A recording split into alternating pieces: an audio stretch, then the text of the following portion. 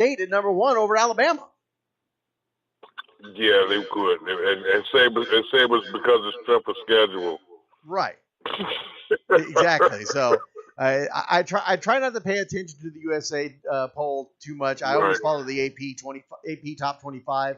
Yeah. Every once in a while, I'll take a sneak at the coaches poll because sometimes they find a little diamond in the rough there that no one's looking at, that the AP's not looking at. Yeah. I try and check all of them and compare them. I mean, it's similar to your credit. You want to check Equifax, you want to check, the different ones. And you go, okay, well, if my credit is supposed to be 850, okay, I'm at 850 here, 850 here, 850 here, I'm good. Why the numbers vary from spot to spot? And then when you go back and look, okay, why USA always do that with the Pac-12 teams? Like, that's just the elite college division, and it's not necessarily the case. So I just wanted to get your comment on it because when I saw it, I said, maybe I want to see if Kenny saw the same thing. Well said, and let's go.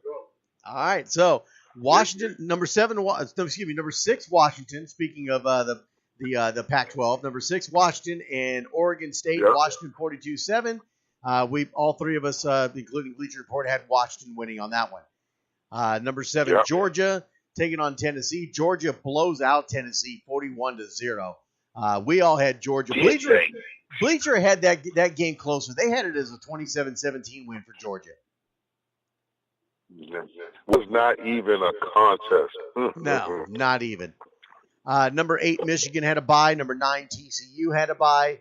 Number 10, Wisconsin over Northwestern, 33-24. We all three of us had Wisconsin. Number 11, Ohio State over Rutgers, 56-0.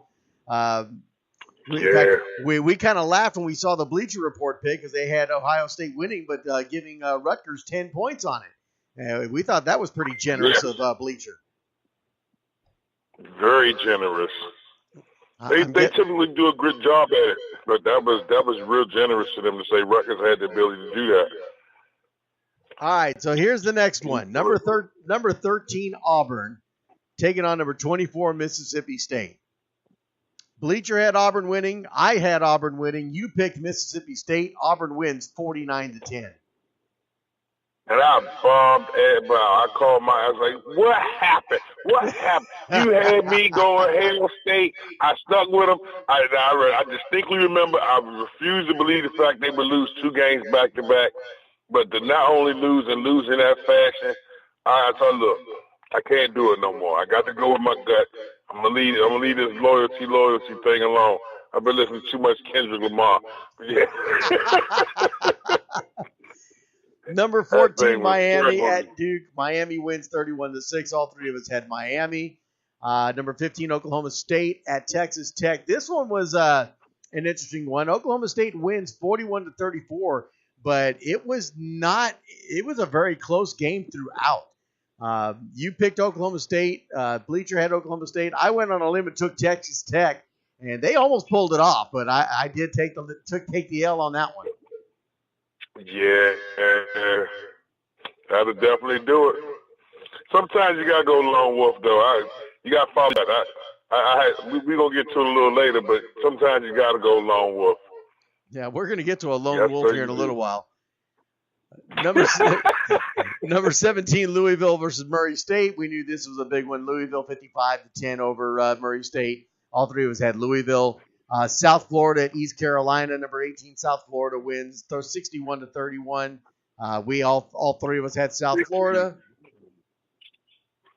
San Diego State, number 19 at Northern Illinois. This was a closer game than most people expected. San Diego State wins 34-28, but this was not an easy win for San Diego State. Even at 5-0, to be so low in the top 25 speaks about the strength of the schedule, the teams they playing against. And I think if they really want to make an impact next season, that they put together a stronger schedule for their squads. They can win some close games, and you can see the ability for them to do some greater things. You got to up the bar if you want to really, really, really move forward. And San Diego State may or may not opt to do so. I think they really played it safe when they put their schedule together this season, and they started to pay for it. Reason why they won't break the top 15 for a second unless they go on a full undefeated run. Number 20, Utah. Yeah, number 20 Utah on a bye week. Number 21, Florida, taking on Vanderbilt. At one point, Vanderbilt had the lead in this football game, but Florida pulls it out 38-24. All three of us took Florida, but you and I were both a little shaky with Florida. Right. Yeah, good reason, but hey, they still did what they had to do. They did what they had to do, and it was very impressive to get it done. And then number 22, Notre Dame, taking out Miami of Ohio. Notre Dame, no problem, 52-17. We all had Notre Dame. 23, West Virginia had a bye week. We already talked about number 24. Number 25, LSU, taking on Troy at home in the Valley, and Troy wins 24-21. Yeah, and we both talked about this. I said Troy is one of those teams you don't really get a lot of looks at, but they're a solid school.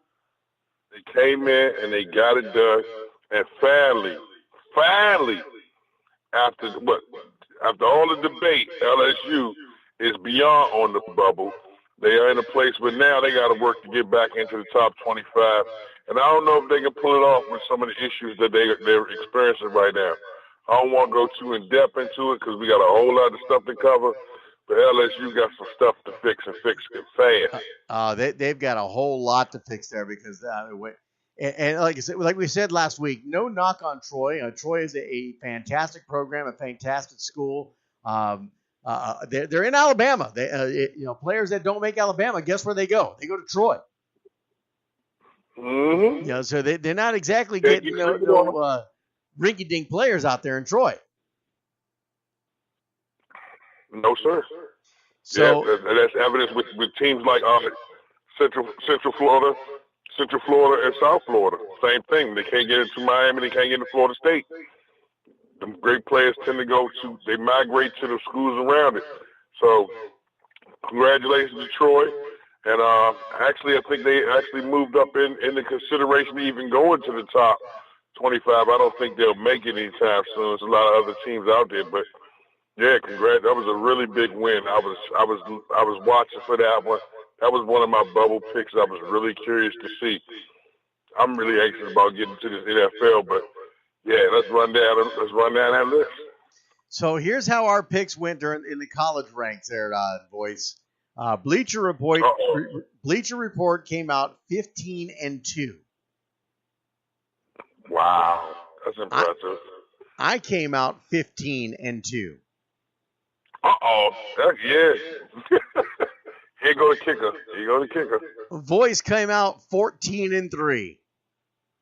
Oh, that ain't bad. I can live with that. Not bad, but we had a lot of top 25 matches in this group. That's why your record's 15-2, 14-3. That Mississippi gang. Oh my goodness. Yeah, that's the one that bit you. That Mississippi State game was the one that bit you. Yes, sir. And the USC game. Yeah, that was kicker too. I think it'll be okay. We're gonna be right for this. We're gonna be right this week. We'll be right this week. So everything is starting to come into shape as many of the good teams are continuing to establish themselves and get the consistency down. I actually like the consistency of the play on the college level. It makes it a lot easier to gauge your decision making and seeing what you're looking at, not only through statistics but in actual play. Versus the NFL teams that seem to be very inconsistent and hard to track from week to week. So we can get this thing going. I was really worried about how this week was going to play out. But to be only one down, that's nice. It could have been worse. It really could have been worse. Yeah, it sure could have. All right, so this week's top 25 and our picks. Are you ready? Yep. All right. Ready. So number 1, Alabama, no change. Obviously, they're sticking to the number 1 spot. They are coming here to my backyard out here at College Station, Texas, taking on the Texas A&M Aggies. Not a problem. Alabama. I wouldn't think so. And here's what I'm looking at with this game. And as not as inconsequential as this game is going to be for Alabama, it's going to have a lot of consequences for Texas A&M, and particularly I think it's going to be very consequential for Kevin Sumlin. And if Alabama comes into College Station and just wipes the field up with the Aggies, I think Sumlin's job is done. I don't think they'll take it. I don't think it'll cost him his job because it's Alabama. Because it's Alabama, and you're walking into this game, anybody that says to you, you have to win this or you fired, most will just start cleaning their desk out. Most teams will start cleaning their desk out. So I don't think that this will be the one that actually does it. I think this game right here will give you a chance to see how it bears off. But if it's anything over 60 points, yeah, you got to go. If they put up 60 points, if Alabama puts up 60 plus, yeah, his job is over with. Yeah. But if he keeps it in moderation and it's a competitive game in some way, shape, or form, so to some degree you can sit here and coach yourself into some situations. But the worst thing you can do is coach yourself out of one. Alabama, yeah, I wouldn't gauge it off of that. Well, there's already the call for Sumlin's head in this season already. It was being revered again this week after they get the win over South Carolina, but it wasn't an easy win, and Carolina actually had the lead at some point during the game, and there was a lot of concern that A&M was not going to be able to come back in that football game. Now they managed to do it, but everybody, and this is just the expectation here at Texas A&M, and that is South Carolina wasn't even ranked. We should be wiping them up. Right. And that's not happening. Yeah. They'll get past it, though. I believe so. All right, so number 2, Clemson. It's going to be all right. Come on. All right. Number 2, Clemson at home against Wake Forest. Ooh. Wake Forest could be a spoiler. But Clemson just has too much going for them right now. The chemistry is pretty good. They won this week. They put 31 points up this week. Yep. Wake Forest won't be able to do too much. I think the top 5 will pretty much stay the same.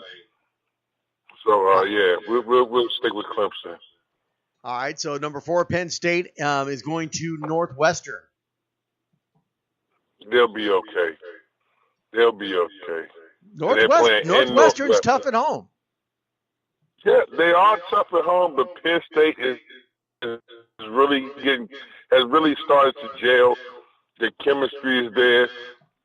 They play some pretty clean football. It would take a lot to go wrong for Penn State to lose to Northwestern. I would be shocked if it happens. We definitely be talking about it next week if they do. But I think the top 5 are pretty much they were the Georgia at that 5th spot. All right, so number 5, Georgia and Vanderbilt. Yeah, that's like I said, that's a lock, Georgia.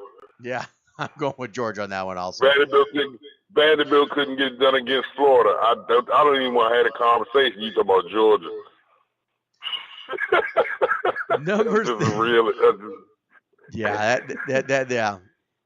They're not playing Florida. No, they're not playing Florida. That's Georgia. Number 6, far more physical, far more athletic. Yeah. Number 6, Washington at home against California. Now that could be interesting. What does Bleacher say? Bleacher Well, here's the drawback of doing this on Tuesday nights. Bleacher doesn't put up their picks yet. Oh, that's the other.